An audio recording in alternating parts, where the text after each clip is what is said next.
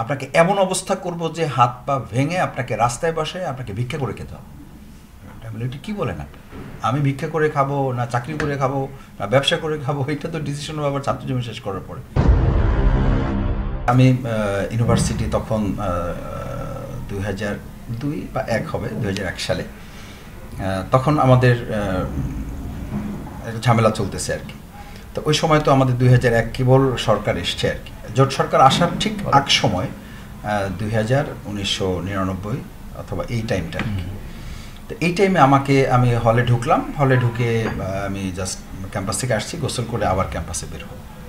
হঠাৎ করে গেটে পুলিশ আমাকে গেস্ট রুমে বসালো। সে বললো যে আপনি শফিকুল ইসলাম।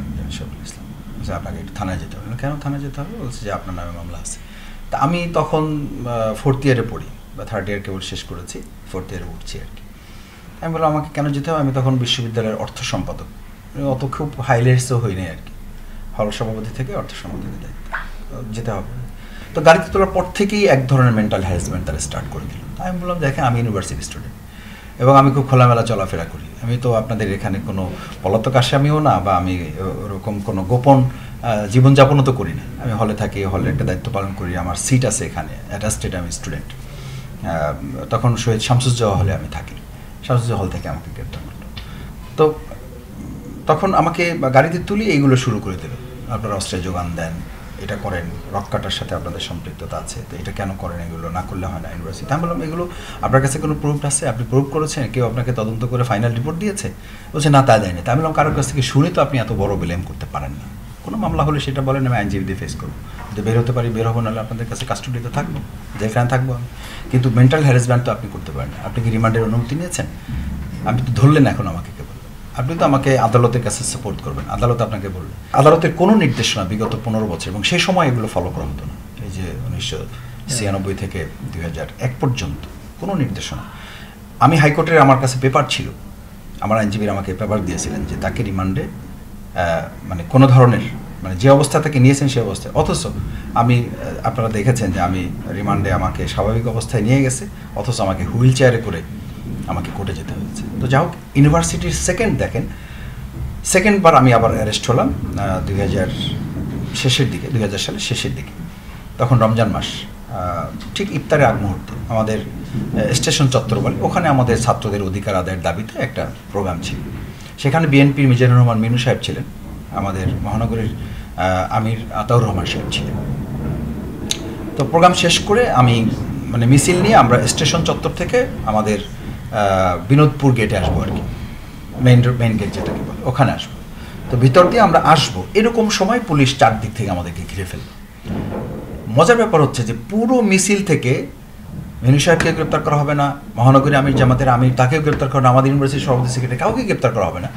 সব মিলে গোয়েন্দারা টার্গেট করলো মাঝখানে আমাকে, এক পাশে মিজানুর রহমানকে আমাকে হাত ধরল, ওনারা আমাকে বললো যে মাসুদ তোমাকে মেবি তারা টার্গেট করেছে, তুমি একটু সতর্ক থাকো।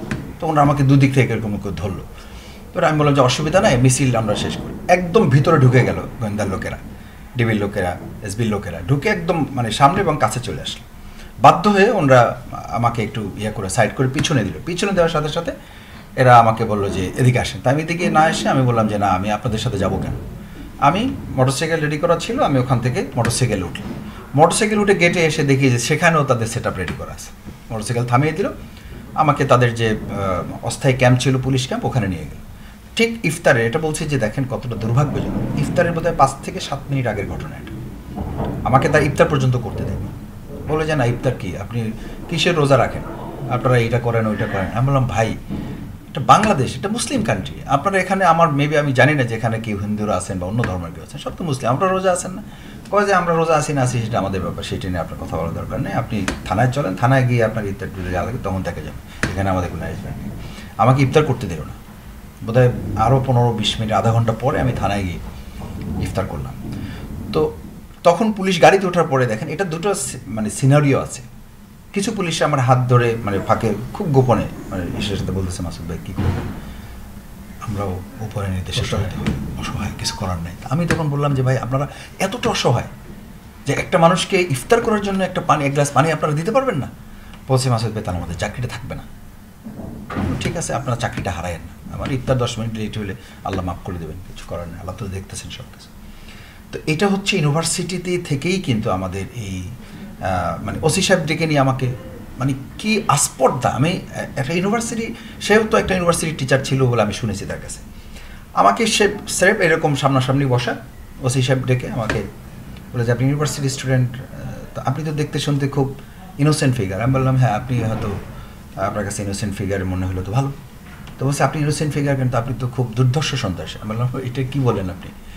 তো এই বলতে বলতে এক পর্যায়ে সে আমাকে বলল যে আপনাকে এমন অবস্থা করব যে হাত পা ভেঙে আপনাকে রাস্তায় বসায় আপনাকে ভিক্ষা করে খেতে হবে। আমি বলি এটা কী বলেন আপনি? আমি ভিক্ষা করে খাবো না চাকরি করে খাবো না ব্যবসা করে খাবো, এটা তো ডিসিশন আবার ছাত্র জীবন শেষ করার পরে এই ডিসিশন আপনি নিচ্ছেন। বলছেন না, আপনার ছাত্র জীবন শেষ হওয়ার আগে আপনি শেষ হয়ে যাবেন। মানে এটা সেই 2000 সালের ওসিদের কর্মকাহিনী, কিন্তু আওয়ামী লীগের মানে তৎকালীন এই কিছু লোকদের অ্যাটিচিউড ছিল এটা, যে আপনাকে ভিক্ষা করে খাওয়াবো। আমাকে জিজ্ঞেস করলো আপনার বাবা কী করে? মানে আমার বাবা একটা কলেজের প্রফেসর। বলছে আপনার বাবা কলেজের প্রফেসর, তো আপনি তো ভিক্ষা করে খাওয়া স্যার, আপনার কোনো উপায় নেই, আপনি এই রাজনীতিতে আসছেন কেন? আমি বললাম এই রাজনীতি করার কি মানে ছাত্র শিবির কি অবৈধ ঘোষণা হয়েছে? বলছে না, অবৈধ ঘোষণা হয় নাই, কিন্তু আনঅফিসিয়ালি এটা তো ইলিগাল একটা অর্গানাইজেশন। আমি বললাম আনঅফিসিয়ালি কোনো ইলিগাল অর্গানাইজেশনের কোনো দায়িত্ব তো আপনি নিতে পারেন না, এটা কেন নেবেন আপনি? আর আমাকে এই কথা বলার দায়িত্ব আপনি রাখেন। বলছে আপনাকে তো এটা শুধু কথা বললাম, একটু পরে আপনি বুঝতে পারবেন আপনি কী হতে যাচ্ছে, সেটা তো আপনার ব্যাপার, আপনার ক্ষমতা আছে, আপনি তো প্রয়োগ করতেই পারেন, কিন্তু এটা আপনি মাথায় রাখেন যে জিনিসটা আপনি লিগাল করছেন না। তো সেই সময় থেকেই কিন্তু আমাদের এই নির্যাতনের মাত্রাটা শুরু। এবং ওই অবস্থাতে আমার মনে আছে যে বিশ্ববিদ্যালয়ে আমাকে যখন কারাগারে প্রেরণ করা হলো, কারাগারে রিমান্ড হয়েছিল, হ্যাঁ ওই সময় রিমান্ড হয়েছিল, 2 দিনের রিমান্ড দিয়েছিল। তো ওই রিমান্ডে উনি আমাকে ফিজিক্যালি টর্চার করেনি, কিন্তু মেন্টালি এবং মানে ল্যাঙ্গুয়েস্টিক দিক থেকে সে আমাকে খুবই নাজেহাল করেছে এবং সেটা আমার জন্য খুব পীড়াদায়ক ছিল। যেখানে যাওয়ার পর আমার চেহারা দেখে ওনারা বললো যে আপনি ইউনিভার্সিটিতে পড়েন? মানে আমি একটু দেখতে ছিলাম আর কি, মানে বয়সের ফিজিক্যাল স্ট্রাকচারে একটু ছিলাম। তো আপনি ইউনিভার্সিটি পড়েন? আমি বললাম হ্যাঁ পড়ি তো, না হলে আমাকে ইউনিভার্সিটি আমি অর্থ সম্পাদক হিসেবে তো ধরে নিয়ে আসছেন, মামলা দেখেন। আমাকে ওনারা কোনোভাবে এটা একটা টর্চারের মানে প্রক্রিয়া বললো যে না আপনি তো না মানে অ্যাডাল্ট না, তো কী করতে হবে, আমাকে কিশোর ওয়ার্ডে দিবে। কিশোর ওয়ার্ড মানে ওখানে হলো সবচেয়ে দুষ্টু প্রকৃতির ছেলে যেগুলো অ্যারেস্ট হয়, ছিনতাইকারী, এটা ওইটা এই সমস্ত পোলাপান, ওটা হলো আরেকটা নির্যাতন ছেলে আর কি। ইউনিভার্সিটি আমি 4th ইয়ারে পড়ি, আমি বিশ্ববিদ্যালয়ের অর্থ সম্পাদক, আমার নামে মামলা আছে, আমাকে দিয়ে দিল কিশোর ওয়ার্ডে। ঢোকার সাথে সাথে আমাকে চারদিক থেকে ঘিরে ধরলো এইসব, দোস্ত কী খবর, তুমি এখানে আসছো, কী শুরু করে আসছো, এটা ওইটা। আমি বললাম আমি ইউনিভার্সিটির সাথে বলছি, কিসের ইউনিভার্সিটি, আমাদের এখানে তো 13-14 বছরের উপরে কেউ নাই, তোমার এখানে দিছে কেন? আমার মানে তাদের সাথে বয়সের ডিফারেন্স হবে কমপক্ষে 7-8 বছরের, তারা আমাকে তুমি করে ডাকতেছে, কী চুরি করে আসছো, এটা নেচারে এটা মানে সে তারা মনে করে যে এটা। তা আমি তাদের একটু নিলাম, আমি বললাম যে দেখো আমি চুরি করে আমি মার্ডার করে আসছি। বলছে তাই নাকি, তাহলে তুমি আমাদের বস? আমি বললাম হ্যাঁ আমি বস তোমাদের। তো প্রথমে একটু তাদেরকে আমি বুঝলাম যে এদেরকে সাইকোলজিক্যালি করতে হবে। আমি বললাম আমি মার্ডার করে আসছি, কী বলো এসব, আমি ইউনিভার্সিটি স্টুডেন্ট। বলছে যে আর এখানে ইউনিভার্সিটি স্টুডেন্ট দেয় নাকি কাউকে? জোহর পার হয়ে গেল, আসরের টাইমে আমি দেখলাম যে আমার তাদের সাথে আসলে আমাকে একটু অন্যভাবে ডিল করতে হবে, আদর্শিকভাবে ডিল করতে হবে। আমি বললাম তোমরা নামাজ পড়ো? বলছে কিসে নামাজ, জেলখানে কেন নামাজ পড়ো নাকি, আমরা বাইরে যেয়ে ভালো হয়ে যাবো। তা আমি বললাম এখান থেকে সিদ্ধান্ত নাও। বলছে ঠিক আছে পড়ো। নামাজে আমি নামাজ পড়ালাম, নামাজ পড়ানোর পর মাগরিবে যখন আমি নামাজ পড়ালাম, আমার তেলাওয়াত শুনে তাদের কাছে মনে হলো যে সামথিং হ্যাপেন্ড, একটু ডিফারেন্ট আছে, একদম আমাদের ক্যাটাগরি না। তো এরপর থেকে আস্তে আস্তে এমন হলো, জেলখানে কিন্তু এটা আবার একটা ব্যাপার আছে যে আপনি যদি বিহেভিয়ারাল দিক থেকে তাদের সাথে একটু মিশতে পারেন, এই ছেলেগুলোই 2 দিনের মধ্যে তারা আমাকে খাবার নিয়ে এসে দেওয়া, তারা আমাকে পানি আগায় দেওয়া, তারা আমাকে উজু করে হেল্প করতে দেওয়া, এরপরে মানে একদম ওখানের 26টা ছেলের মধ্যে 26টা ছেলেই নামাজ শুরু করে দিল, ভক্ত হয়ে গেল, মানে নামাজ শুরু করে দিল। এবং এখন তারা তাহাজ্জুদে উঠবে, আমাকে বললো যে আমরা তাহাজ্জুদ ভোর রাতেও নামাজ পড়তে চাই। পড়ো। ওর মধ্যে বিশ্ববিদ্যালয়ের এক টিচারের একটা ছেলে ছিল। বিশ্ববিদ্যালয়ের টিচার যখন এটা জানলো যে আমি ওখানে গেছি, সে বিশ্ববিদ্যালয়ের জেলখানার জেলারকে ফোন করে বললো যে শিবিরের একটা ছেলে আছে ওখানে, আমার ছেলেটা যেন ওখান থেকে ওই ওয়ার্ড থেকে যেন ট্রান্সফার না হয়, আর মাসুদ যদি ওখান থেকে ট্রান্সফার হয় তাহলে ও যে ওয়ার্ডে যাবে আমার ছেলেটাকেও যেন ওই ওয়ার্ডে দেওয়া হয়। অথচ তিনি কিন্তু সেই সময় আওয়ামী লীগ করা একজন মানুষ, কিন্তু তিনি এটা খুব ভালো করে উপলব্ধি করেন যে এই এডিক্টেড ছেলেটাকে যদি ভালো করতে হয় তাহলে শফিকুল ইসলাম মাসুদ ব্যাপার না, ব্যাপার হচ্ছে ছাত্র শিবিরের কাছেই তার ছেলেটাকে দিতে হবে। এবং তিনি ওখান থেকে রিপোর্ট নিয়েছেন জেলারের মাধ্যমে যে স্যার এখানে ছেলে যা আছে সব এখন নামাজ রোজা করে, এরা সব কোরআন তেলাওয়াত করে, মানে কোরআন পড়ার চেষ্টা করতেছে বা যারা পারে তারা কোরআন তেলাওয়াত করতে। বলেছে তাহলে মাসুদ যদি ওখান থেকে ট্রান্সফার হয় তাহলে আমার ছেলেটাকে ওর সাথে রাখবে। এবং বের হওয়ার পর থেকে ওই ছেলে আমাদের শিবির করছে, শিবিরের সাথে ছিল। এবং ওই টিচার যার কাছে আমরা কোনো রকম যেতে পারতাম না, সে একসময় আমাদের কোরআন হাদিস কিনে দেওয়ার জন্য সে আমাদেরকে সহায়তা করেছে।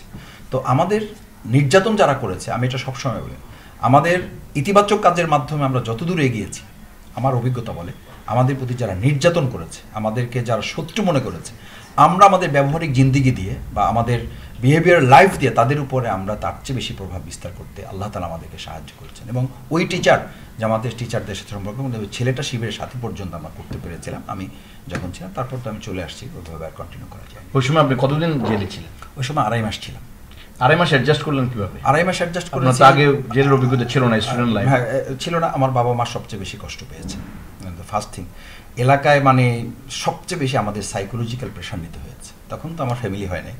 বাবা মা মানে আব্বা সবচেয়ে বেশি হার্ট হিট হয়েছেন। আব্বা রাজনৈতিকভাবে অত বেশি ছিলেন, ইনভলভ ছিলেন না, ম্যাচিউর, ইসলামী আন্দোলন এটা বুঝেন। কিন্তু মানে তার কাছে মেসেজ গেল যে আপনার ছেলে কতটা খারাপ হলে তাহলে জেলে যায়, জেলে কারা যায়। মানে 2001 সালের আগ পর্যন্ত তো পলিটিক্যালি এত বেশি মানুষের মধ্যে কনসাসনেস ছিল, কিন্তু গ্রাম পর্যায়ে আমার আব্বা বাউফল একটা কলেজের লেকচারার এবং তার আগ পর্যন্ত হাই স্কুলের হেডমাস্টার ছিল। উনি মানে একরকম চাকরি ছেড়ে দেওয়ার মতো অবস্থা, যে আমার ছেলে জেলে থাকবে, আমি কি মানুষকে পড়াবো।